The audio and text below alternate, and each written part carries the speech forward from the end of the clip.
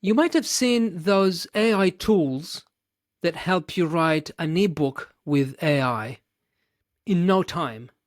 Like, this AI tool will help you generate this ebook or this novel in literally in a couple of hours, and you can publish your novel in 7 days. There's actually a book that says, write your next novel in 7 days with ChatGPT, and you can publish it on Amazon. Now, here is the thing.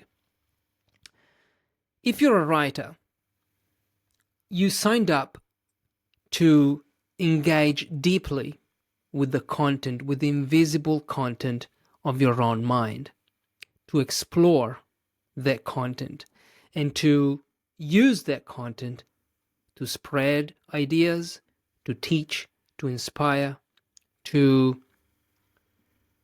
tell a story, to tell a useful story. And by useful, I mean, it could be many things. It could be entertaining, informative, educational, inspiring. It could be anything. But writing is that tool, is the tool that helps you explore who you are. It helps you explore the invisible content of your mind. It helps you get access to your subconscious. There's a quote by Verlin Klinkeborg in several short sentences about writing, which is this. Have a look. A writer's real work is the endless winnowing of sentences, the relentless exploration of possibilities, the effort over and over again to see in what you started out to say the possibility of saying something you didn't know you could. To see in what you started out to say the possibility of saying something you didn't know you could. Here is how I interpreted this. Writing is that thing that helps me understand who I am, what I think, so that I can help another person with my story, with my novel, with my instructional manual. Now, when I see those AI tools, I'm thinking, are these good tools or bad tools? Is AI a good tool or a bad tool? This question makes no sense.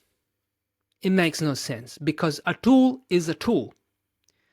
I always use this analogy, the hammer analogy.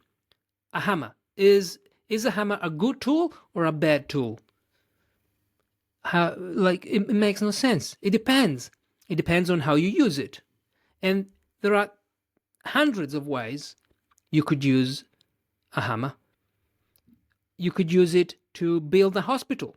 You could use it to smash your neighbor's head. You could use it to shatter the window of a house, of a burning house, so you can rescue the child inside. So all the tools in the world, they're neither good nor bad.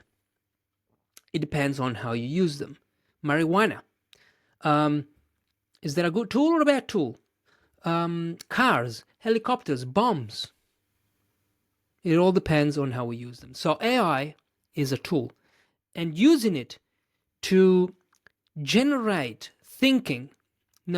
generate text for you, if you're a writer, this is it's a very bad use of AI. Very bad, I think. Because if you want, there are tools I see on, there's one tool called Pseudo-Write. And on the homepage, I read this. You could rewrite the same sentence 100 times, or you could make the computer do it. And this AI tool called Pseudo-Write rewrites the sentence for you. Now, in the job, like, you're a writer, and effort, struggle, frustration is part of your job. It's part of your job. I don't want I don't want a computer to rewrite my sentence like that, because in the process of rewriting my sentence 100 times, I become a better writer. This is what I believe.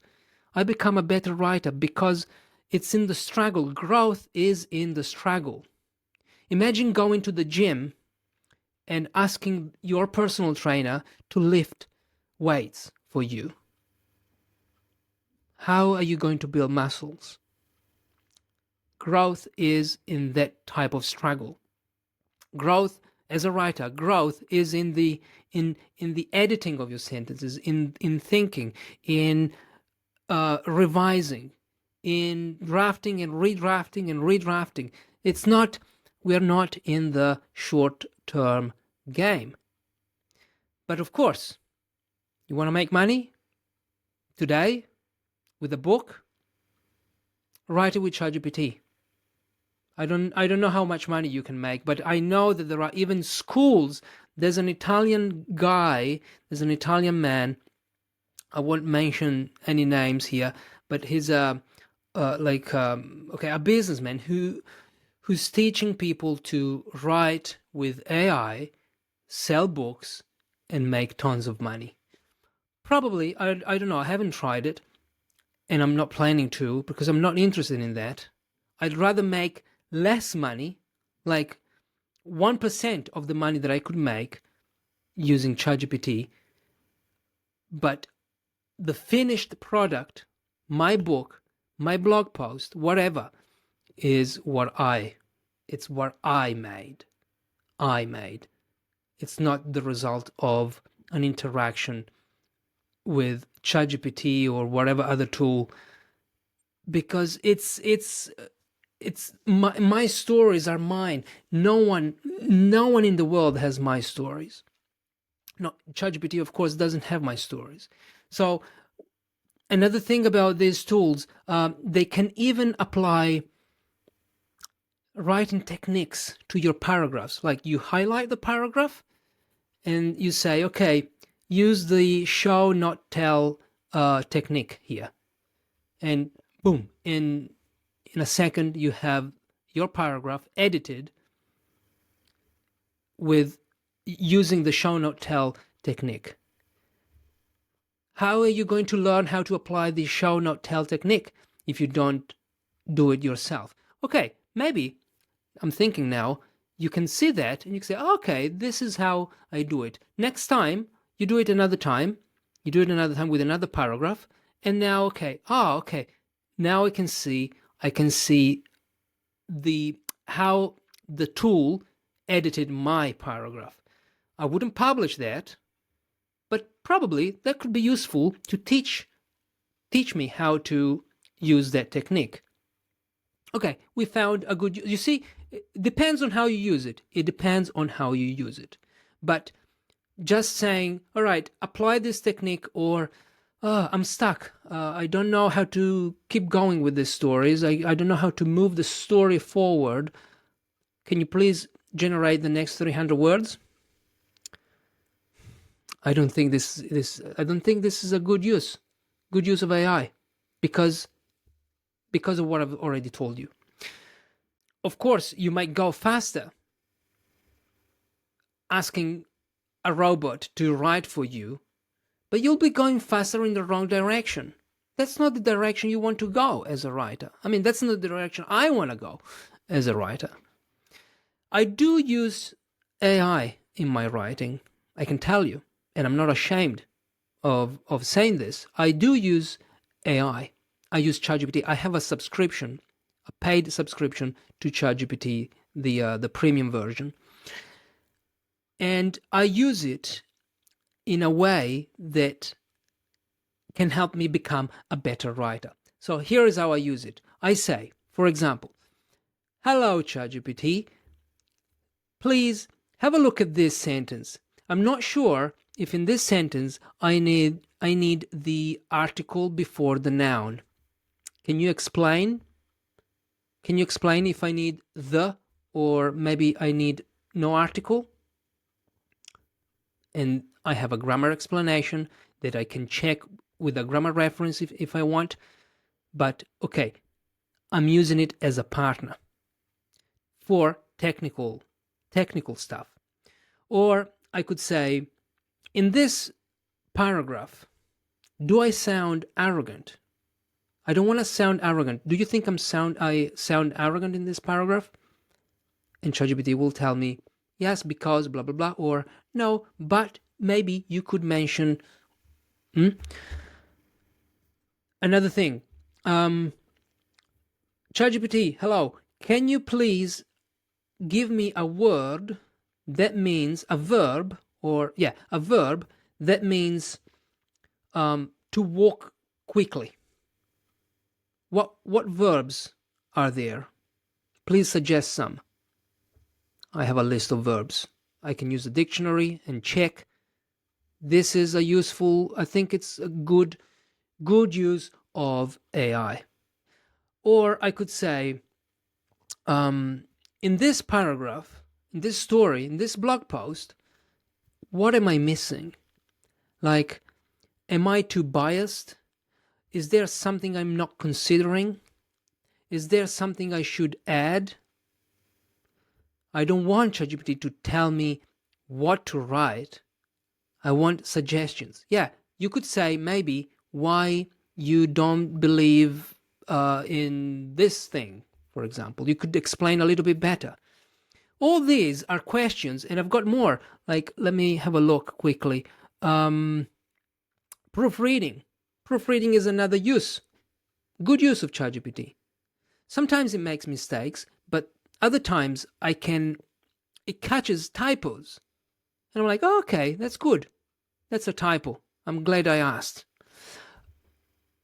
Things like this. Research.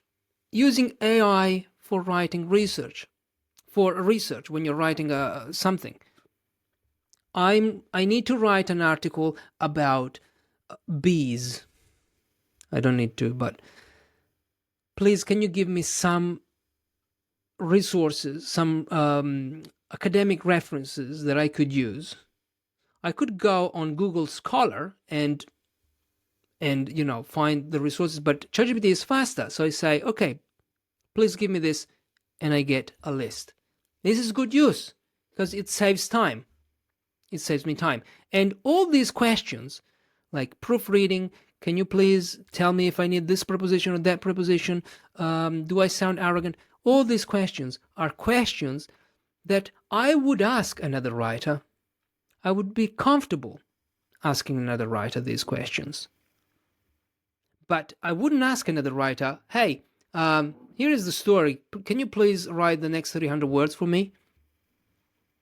No, of course not. I wanna write the story. I don't want to delegate my thinking to another person or to a robot. Worse, to a robot. If you want to make money, go ahead with writing books, one book a day, and publish all that junk, because it is junk. Come on, you've seen how AI writes. You've seen it. I've seen it.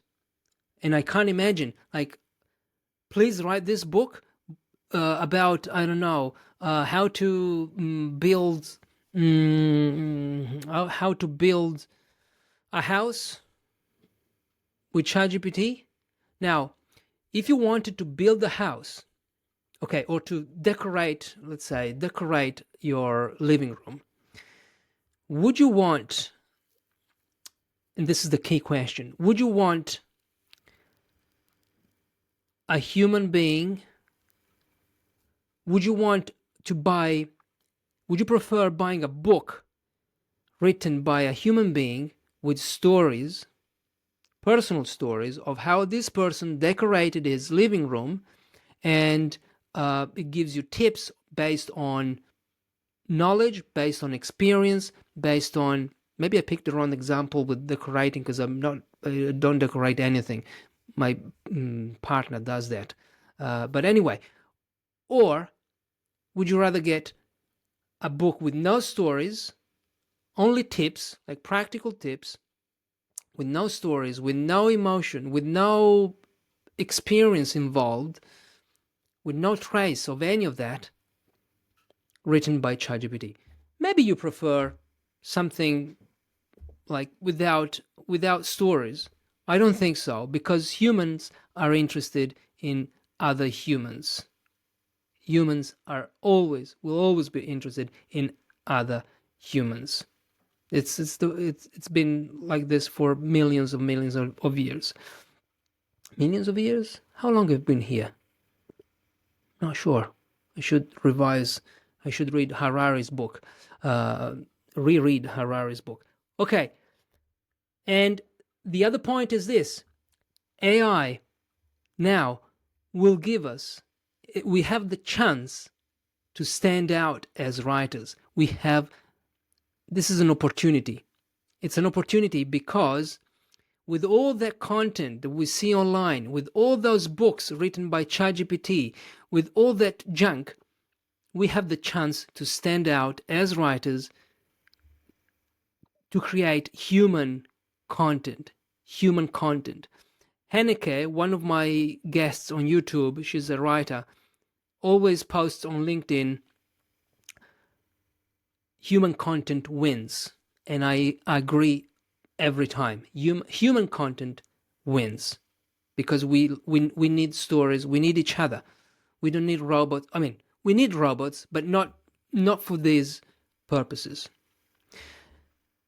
Okay. Let me know what you think. Let me know what you think. Maybe I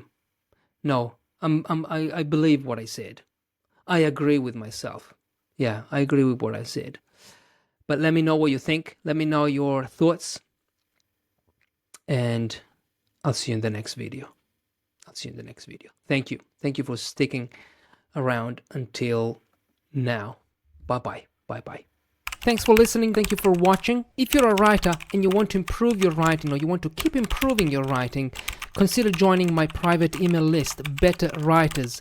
I send one short email every week. I share tips, insights, things that I learn, book recommendations to help you do one thing only: become a better writer. The link is in the show notes or in the description of this video. Thank you for listening once again. I'll see you in the next episode. Bye-bye.